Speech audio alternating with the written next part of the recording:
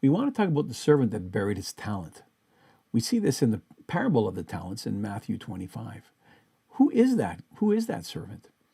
Well, he sounds an awful lot like we do, and especially those who have accepted this decoy gospel whereby we receive something free, but instead of going to God with it and getting the full measure of grace in order to produce another talent, in order to take what was invested in us and bring a return on that investment to God. No, that's seen as false.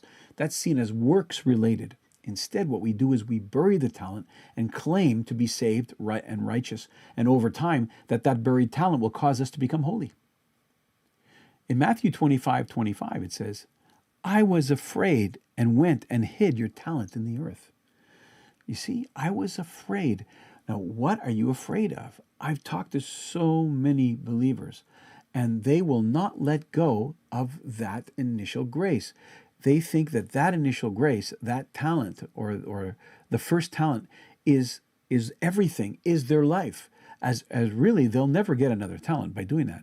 But they're afraid. It's fear. It's a fear that you're afraid of losing something.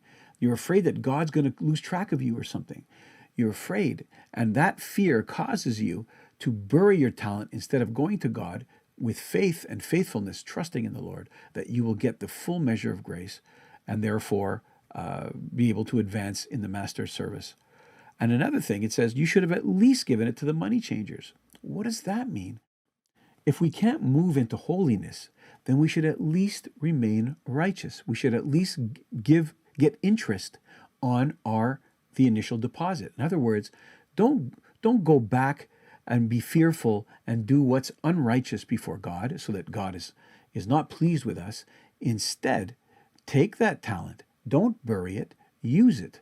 Use it in a way, maybe that doesn't gain another talent back, but at least to get interest. And that interest is the difference between holiness and righteousness. In holiness, we multiply the gift that were given to us. In righteousness, we maintain it with interest.